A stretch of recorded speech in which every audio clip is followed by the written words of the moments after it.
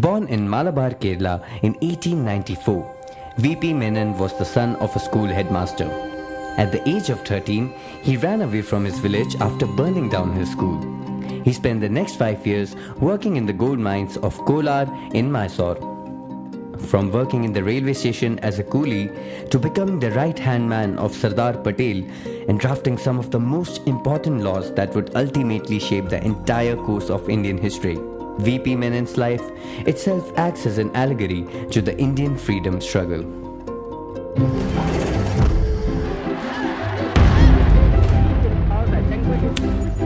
You're ready to wake up, you're going to wake up.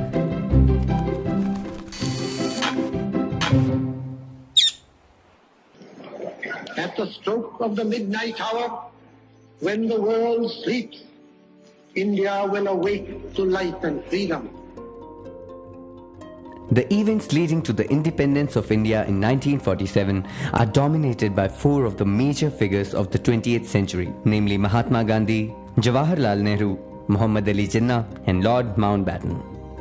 Other politicians such as Sardar Patel, Liaquat Ali Khan, Maulana Azad, and Baldev Singh also played important roles. However, there is one individual who makes only a cameo when we talk about the modern Indian history but deserves much more recognition for his unparalleled contribution to the Indian independence. He is V.P. Menon.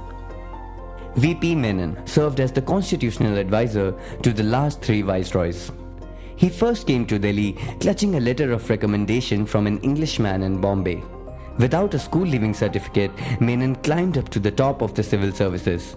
So in the winter of 1917, Edwin Montague, who served as Secretary of State for India between 1917 and 1922, was taking a tour to the provinces and the princely states with various reforms ideas for India. Accompanying him was a small team of typists, stenographers and clerks, which ultimately became the reforms branch responsible for uniting the princely states into the Indian Union. It was a movement that changed VP's career. He had gone from a minuscule salary to a 120 rupees a month plus 2 rupees for allowance. Most importantly, he now got access to all that goes on behind making laws and that could potentially change the course of history. He witnessed the greatest political leaders argue, discuss, and sulk over redrafting sentences, over changing the position of a clause. As a primary typist, Menon was always in the room to take notes and redrafting.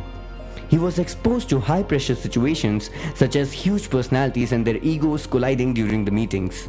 Menon realized that not all reform is revolutionary and that reforms don't take place through soul-stirring speeches. He was dealing with the most boring aspects of drafting and redrafting a page over and over again, working many sleepless nights to arrange a clause so that it reads better. Later, he would apply the knowledge from this experience to draft some of the most important laws as a reforms commissioner. Viceroy Lord Linlithgow had been so impressed by Menon's loyalty, judgment and technical knowledge that he was appointed the Reforms Commissioner in 1942, thus became the highest serving Indian officer at that time in the Indian government service. In September 1945, the new elected Labour government in Britain expressed its intention of creating a constituent assembly for India that would frame India's constitution. The mission had to deal with a major obstacle. The two main parties, the Indian National Congress and the Muslim League, had fundamental differences over India's future. While the Muslim League wanted the Muslim majority provinces of India to constitute a separate sovereign state of Pakistan, the Congress wanted a united India. The mission at the Shimla conference attempted to facilitate an agreement between the Muslim League and the Congress. But when this failed, the mission came out with its own proposals known as the Cabinet Mission Plan. Menon considered that a unitary India under the Cabinet Mission Plan was an illusion. His personal view was that it was better for the country to be divided than gravitate towards a civil war. His plan that India should be divided into two central governments based on dominion status was ultimately accepted by all parties and India. By accepting dominion status, Congress would gain three advantages. There would be a peaceful transfer of power. Such acceptance would be warmly welcomed in Britain. Moreover, the princes with their past associations with the British Crown would be reassured and more likely to negotiate. And Congress would be able to have a strong central government. Menon's first task following the historic agreement was preparing and finalizing the draft Indian Independence Bill in consultation with the Viceroy and his advisors. In India, Menon, as Reforms Commissioner, was in charge of the bill. Menon's second crucial intervention was regarding the princely states. During the British rule, the princely states had entered treaty arrangements with the British under which they accepted the presence of a British resident in their capital and a degree of subordination to the Raj, but were not fully absorbed into the British India. There were 565 princely states and the vast majority were in India and only a handful in Pakistan. When Lord Mountbatten arrived as Viceroy in 1947, Menon was not initially included in his inner team, as Mountbatten brought several senior advisors from London to reinforce the Viceroy's private secretariat.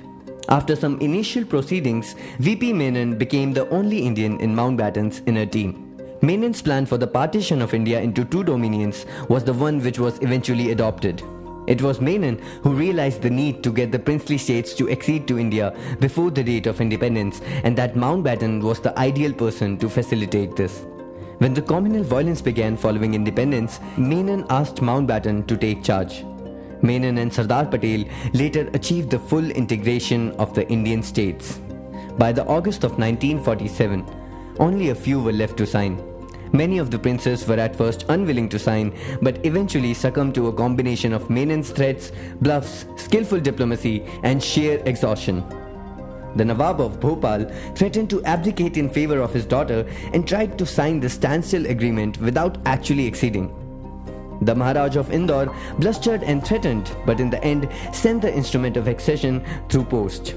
The Maharaj of Jodhpur threatened to join Pakistan. Mountbatten and Menon eventually persuaded him to join India, but not before he pulled a pistol concealed inside a fountain pen and threatened to shoot Menon.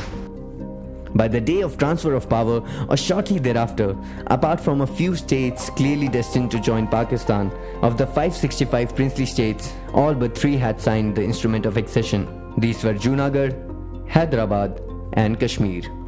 During the freedom struggle, all the countrymen, fueled with patriotism, were on the streets protesting and participating viciously in the revolution for independence from the British rule. At that moment, most of the Indian civil servants who were working behind the scene were in a moral dilemma.